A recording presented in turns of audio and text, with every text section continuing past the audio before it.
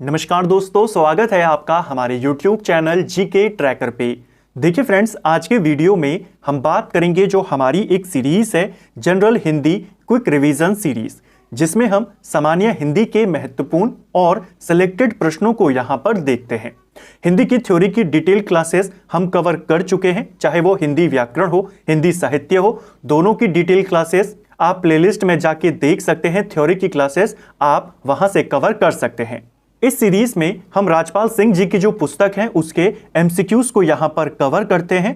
इसमें आपको अधिकतर प्रीवियस ईयर क्वेश्चंस हैं उनको हम यहां पर कवर करते हैं।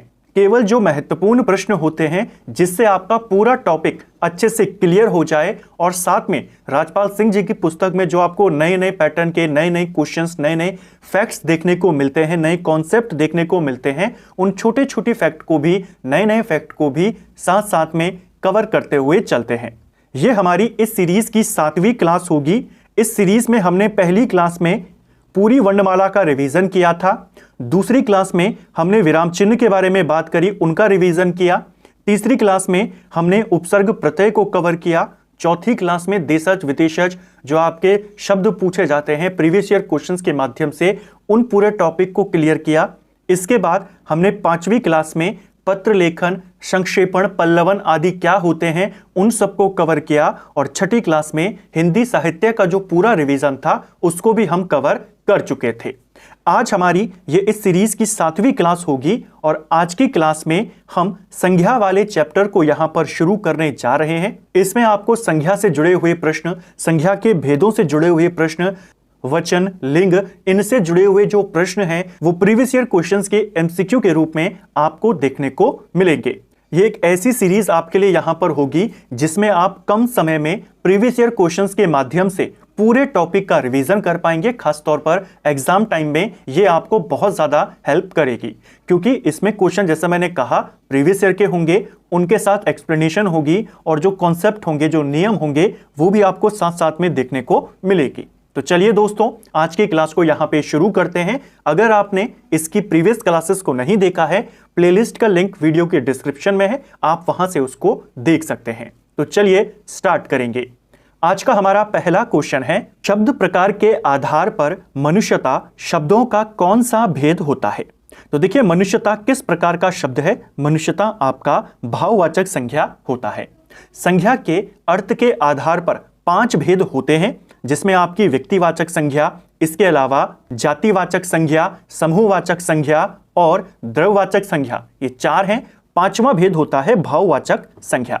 इसकी परिभाषा क्या होती है? जिन संज्ञा शब्दों से व्यक्ति या वस्तु के गुण, दोष, भाव, अवस्था, उनके बारे में जानकारी मिलती है, यानी ऐसी चीजों के बारे में जानकारी मिलती है जिसको हम छू नहीं सकते, केवल महसूस कर सकते हैं, उनको कहा जाता है भाववाचक संज्ञा। जैसे मनुष्य से बना मनुष्यता, बूढ़ा से बनता है बुढ़ापा, मोटा से मोटापा, तो इन सबको केवल महसूस किया जा सकता है। जैसे मूर्ख से क्या हो गया? मूर्खता। मित्रता का क्या होता है भाववाचक संज्ञा? मित्रता। कई बार ऐसे भी पूछ लेता है कि आपको शब्द दे देगा और कहेगा इसका भाववाचक संज्ञा बताइए। जैसे कह दे आपसे कि धर्म की भाववाचक संज्ञा क्या होगी? धर्म का हो जाएगा धार्मिक। ठीक है, तो ऐसे आपने इनको याद करना है। भाववाचक संज्ञा की हमने परिभाषा देखी। केवल इतना याद कर लीजिए कि किसी भी वस्तु या व्यक्ति के ऐसे गुण जिनको छुआ नहीं जा सकता, केवल महसूस किया जा सकता है, वो आपकी भाववाचक संज्ञा होगी।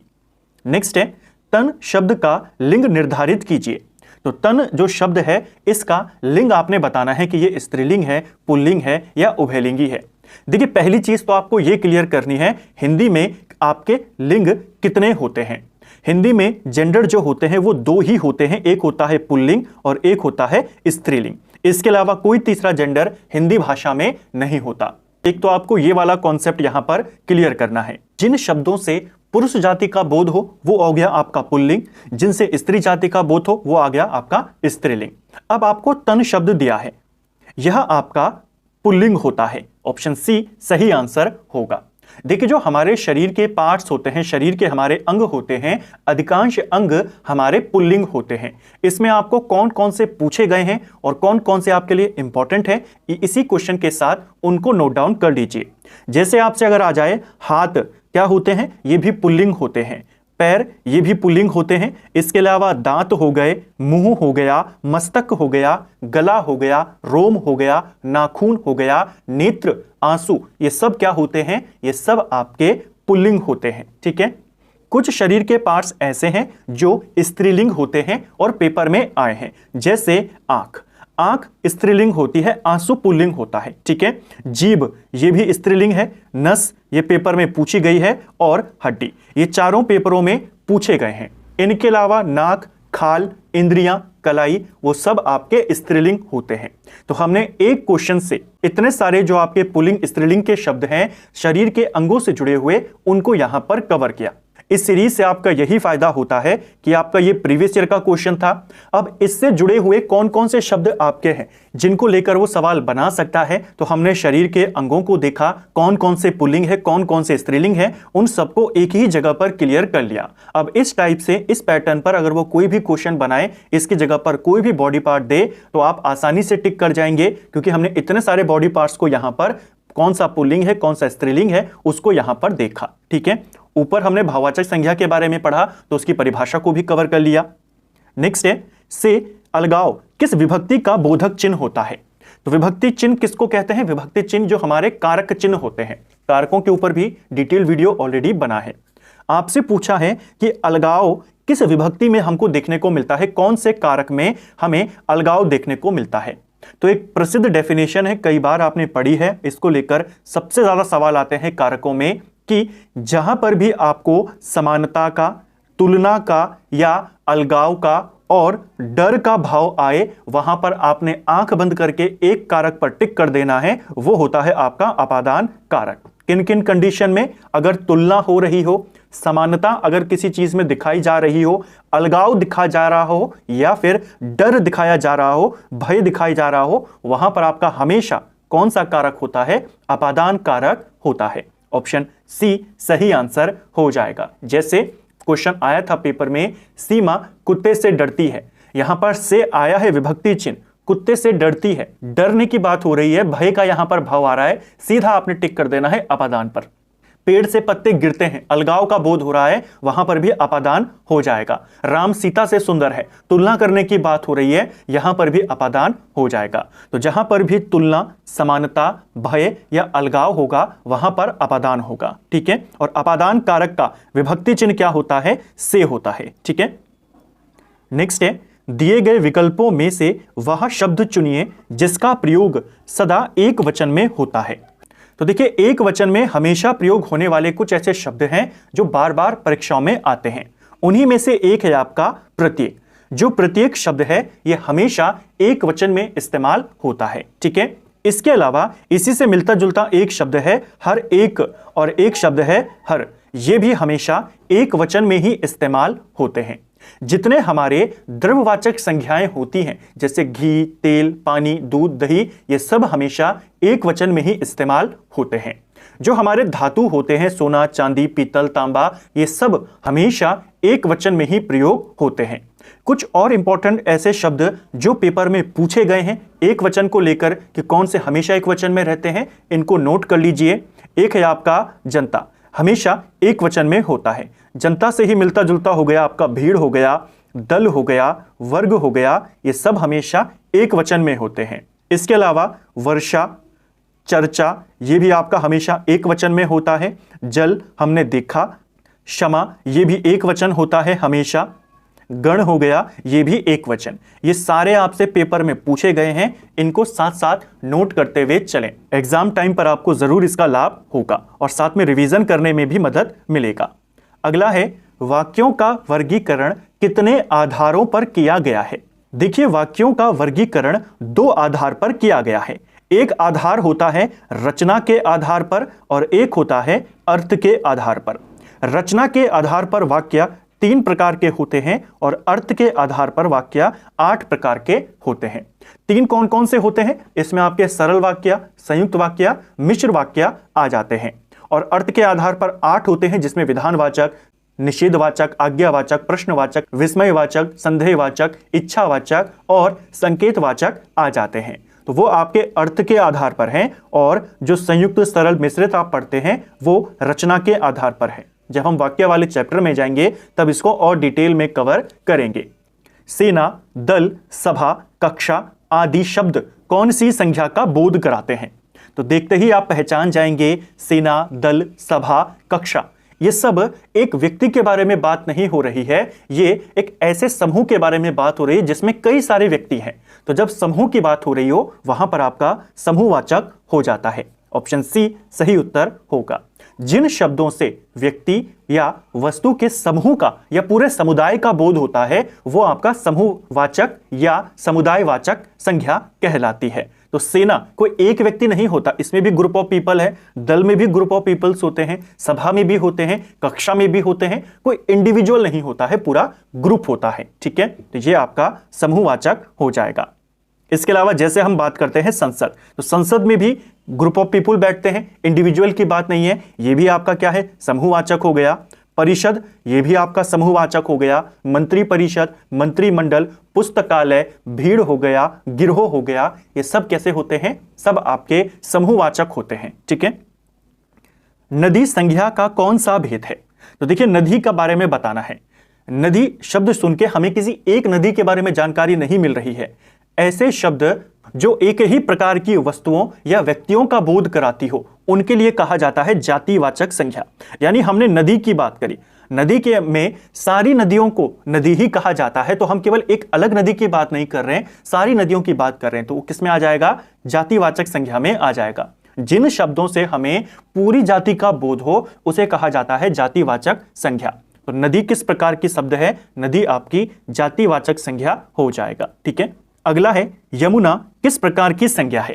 तो यमुना किस प्रकार की है? अब देखिए यमुना भी एक नदी है, लेकिन यमुना एक पर्टिकुलर नदी की बात हो रही है और संज्ञा की परिभाषा हम अच्छे से जानते हैं, किसी भी व्यक्ति, किसी भी वस्तु, किसी भी स्थान के नाम को संज्ञा कहते हैं। तो ये भी किसी पर्टिकुलर नदी की बात हो रही है, ये आपका व्यक्तिवाचक संज्ञा हो जाएगा। ऑप्शन डी सही उत्तर होगा। ठीक है। निम्नलिखित में से क्या व्यक्तिवाचक संज्ञा नहीं है? तो देखिए इनमें से व्यक्तिवाचक कौन सी नहीं है, चलिए देखते हैं। होली किसी पर्टिकुलर त्योहार का नाम है, उसको यहां पर दिखाया जा रहा है, तो होली आपकी व्यक्तिगत हो गई। पूर्व एक पर्टिकुलर दिशा का नाम है, हिमालय एक पर्टिकुलर पर्वत का नाम है। लेकिन जब हम कौवा शब्द कहते हैं, कौवा संज्ञा जो है पूरी कौवा जाति को प्रदर्शित करती है, पूरी जाति का बोध होता है, तो यह आपकी एक जाति बोधक संज्ञा हो जाएगी, व्यक्तिवाचक नहीं होगी। ऑप्शन सी सही उत्तर हो जाएगा। ठीक है। जो राजनीतिक पद होते हैं जैसे राज्यपाल, प्रधानमंत्री, राष्ट्रपति, मंत्री हो गया, ये सब जातिवाचक संज्ञा में आते हैं। जो आपके पक्षियों के नाम होते हैं, पशु पक्षियों के नाम, कौवा हो गया, चिड़िया हो गया, ये सब किस में आते हैं, इसी में आते हैं, जातिवाचक संज्ञा में आते हैं। नेक्स्ट है शूर की भाववाचक संज्ञा क्या होगी? यूपी में कनिष्ठ सहायक के एग्जाम में यह क्वेश्चन पूछा गया था 2019 में। सूर शब्द से जो भाववाचक संज्ञा बनती है वो शौर्य बनती है। ऑप्शन बी सही आंसर होगा। ठीक है। जो संज्ञा, सर्वनाम, क्रिया, विशेषण होते हैं, अव्यय होते हैं, इनके साथ प्रत्यय लगाया जाता है भाववाचक संज्ञा बनाने में। ठीक है। मना की भाववाचक संज्ञा क्या होगी? तो मना शब्द की भाववाचक संज्ञा होती है मनाही। ऑप्शन सी सही आंसर होगा। जैसे बूढ़ा शब्द की भाववाचक संज्ञा क्या होती है, बुढ़ापा। मीठा की क्या होती है, मिठास। उसी प्रकार मना की क्या हो गई, मनाही हो गई। सूर की क्या हो गई, शौर्य हो गया। ठीक है। नेक्स्ट है निम्नांकित वाक्य में रेखांकित शब्द कौन सी संज्ञा दर्शाता है? इतिहास में कई चंद्रगुप्त मिलते हैं, तो यहां पर रेखा इसके नीचे खींची गई है, चंद्रगुप्त के नीचे। अब यहां पर देखिए चंद्रगुप्त किसी पर्टिकुलर राजा का नाम था, लेकिन यहां पर जो ये चंद्रगुप्त शब्द का इस्तेमाल किया गया है ये किसी एक पर्टिकुलर राजा के लिए नहीं, उस जैसे जितने राजा हुए उनके लिए कहा गया है कि ऐसे चंद्रगुप्त हमारे इतिहास में हमें बहुत मिलते हैं। तो चंद्रगुप्त यहां पर उन राजाओं की, उन वीर राजाओं की सारी जातियों को प्रदर्शित करता है। तो ये आपका व्यक्तिवाचक संज्ञा नहीं होगा, ये आपका जातिवाचक संज्ञा हो जाएगा, क्योंकि यहां पर चंद्रगुप्त किसी एक अकेले व्यक्ति के लिए नहीं इस्तेमाल हुआ है, उनके जैसे जितने राजा थे उन सबके लिए इस शब्द का इस्तेमाल यहां पर किया गया है। ठीक है। नेक्स्ट है भाववाचक संज्ञा कितने प्रकार के शब्दों से बनती है? अभी हमने ऊपर देखा कि भाववाचक संज्ञा को कैसे बनाया जाता है और यह क्वेश्चन पेपर में पूछा गया था। तो इस सीरीज में आपको नए क्वेश्चन, नए पैटर्न के क्वेश्चन भी देखने को मिलते हैं कि संज्ञा से किस किस टाइप के, किस किस डिटेल में क्वेश्चन आपसे पूछे जा रहे हैं, वो सब आइडिया आपको इस सीरीज में मिलेगा। भाववाचक संज्ञा की बात करें, इसे 5 प्रकार के शब्दों से बनाया जाता है? ऑप्शन बी सही आंसर होगा। भाववाचक संज्ञा को जो हमारी संज्ञा होती है उसमें, या जो हमारे सर्वनाम होते हैं, जो हमारी क्रिया होती है, जो हमारे विशेषण होते हैं और साथ में जो हमारे अव्यय होते हैं, इन पांचों में प्रत्यय जोड़कर बनाया जाता है भाववाचक संज्ञा को। तो इसको भी ध्यान रखेंगे, ऐसा क्वेश्चन भी पूछा गया है। व्युत्पत्ति के आधार पर संज्ञा के कितने भेद होते हैं? व्युत्पत्ति के आधार पर आपने बताना है संज्ञा के भेद। इस आधार पर संज्ञा के 3 भेद होते हैं। एक होते हैं रूढ़ संज्ञा, एक होती है यौगिक संज्ञा और एक होती है यौगरूढ़ संज्ञा। तो व्युत्पत्ति के आधार पर संज्ञा के भेद कितने होते हैं? 3 होते हैं, जिनको हमने यहां पर देखा, रूढ़, यौगिक और यौगरूढ़। इनकी परिभाषा को भी हमने कई बार कवर किया है। रूढ़ शब्द, यौगिक शब्द, यौगरूढ़ शब्द क्या होते हैं? बस वही परिभाषा यहां पर है, बस वो यहां पर संज्ञा के रूप में होते हैं।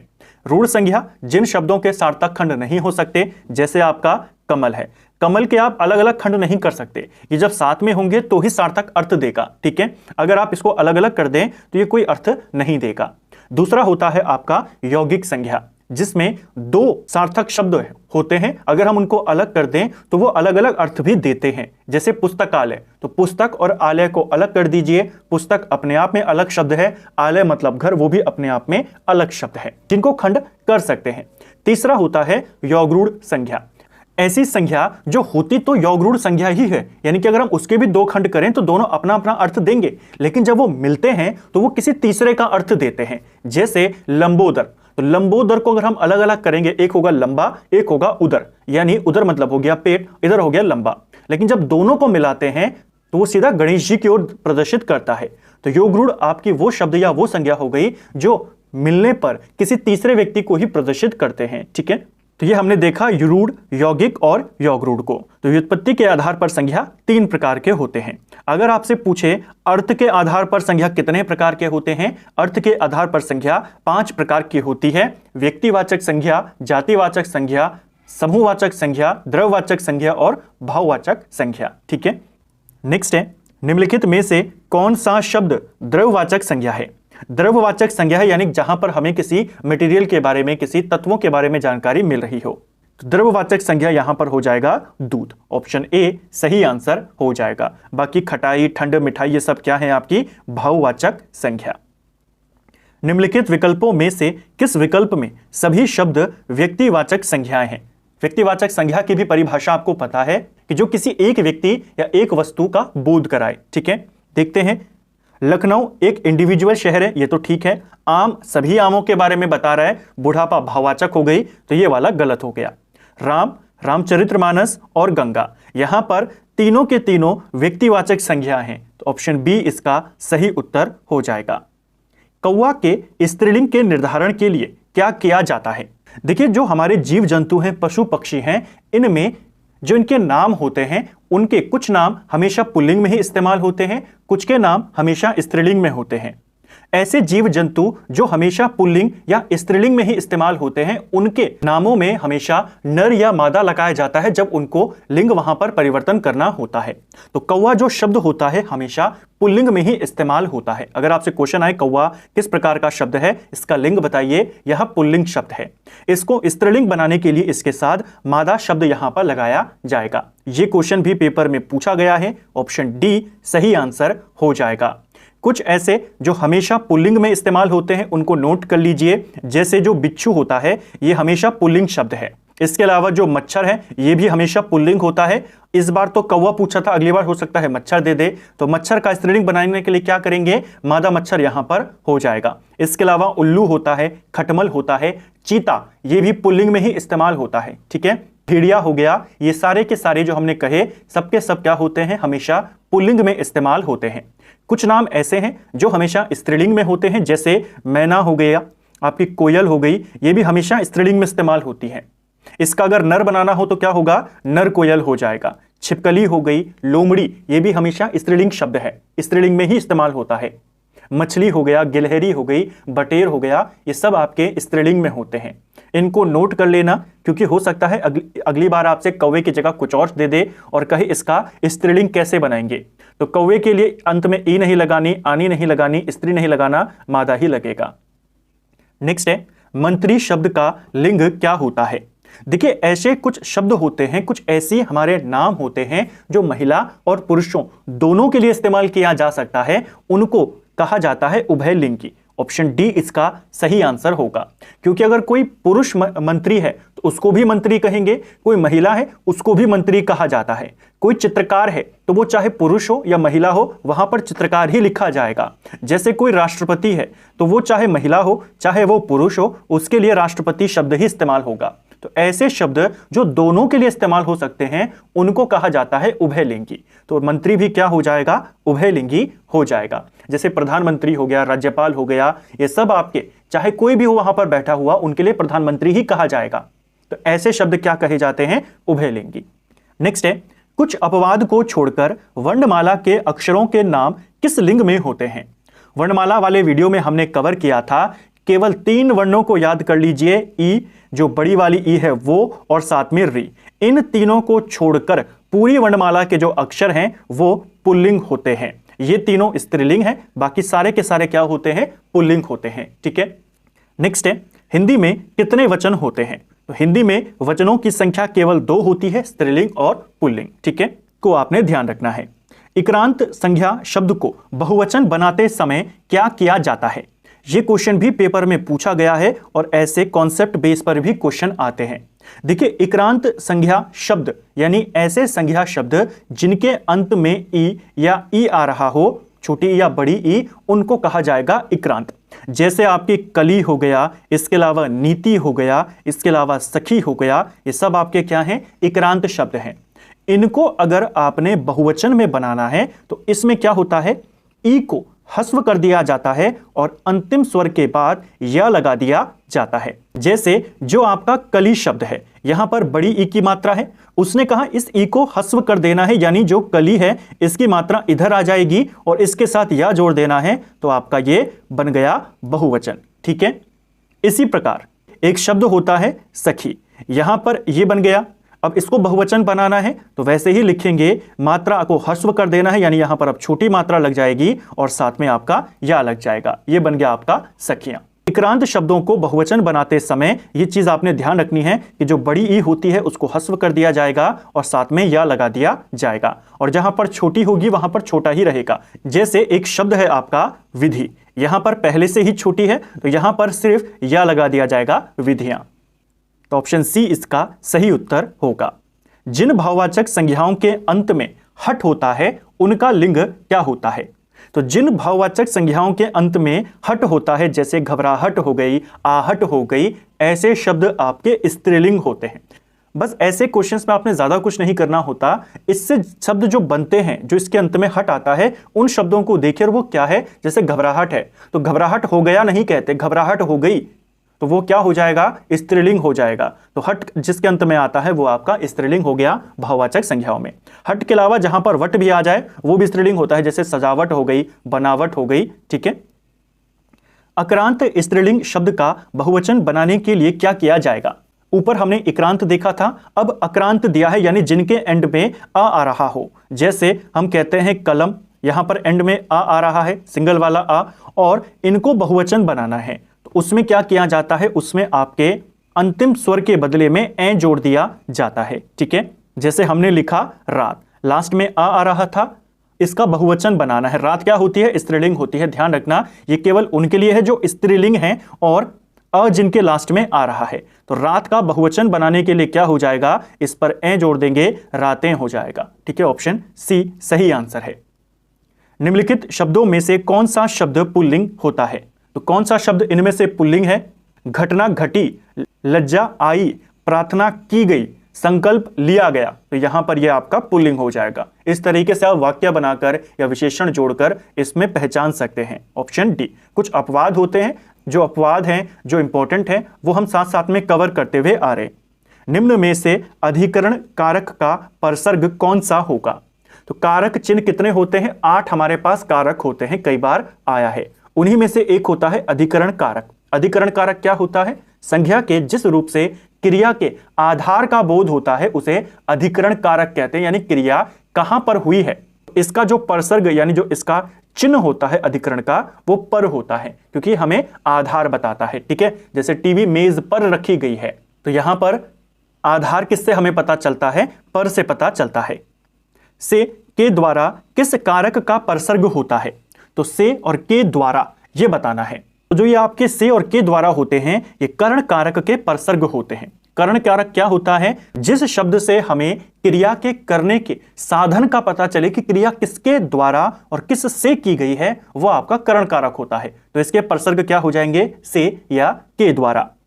वस्तु, स्थान, भाव या विचार के घोतक शब्द को क्या कहते हैं? तो ऐसे शब्द जो किसी वस्तु, स्थान, भाव या विचार के बारे में बताएं उनका नाम होता है, उनको संज्ञा कहते हैं। मीठा की भाववाचक संज्ञा क्या होगी? तो मीठा की होती है मिठास। ऑप्शन सी सही उत्तर है। नेक्स्ट है, निम्नलिखित में से कौन सा शब्द जातिवाचक संज्ञा नहीं है? तो इनमें से जातिवाचक देखिए, बालक सभी बालकों के लिए इस्तेमाल होता है, जवान हो गया, मनुष्य हो गया, सुंदर आपका विशेषण हो गया, ये जातिवाचक संज्ञा नहीं है। निम्न में से कौन सा शब्द समूहवाचक संज्ञा नहीं है? समूहवाचक यानी जिसमें ग्रुप ऑफ पीपुल हो, जो पूरे समूह का हमें बोध करवा रहा हो। जैसे भीड़, बहुत सारे लोग इसमें होंगे, कक्षा बहुत सारे लोग होंगे, सभा बहुत सारे लोग होंगे, दौड़ आपका क्या हो जाएगा? समूहवाचक संज्ञा नहीं होगा। राज्यपाल में कौन सी संज्ञा है? तो राज्यपाल आपका जातिवाचक संज्ञा होता है।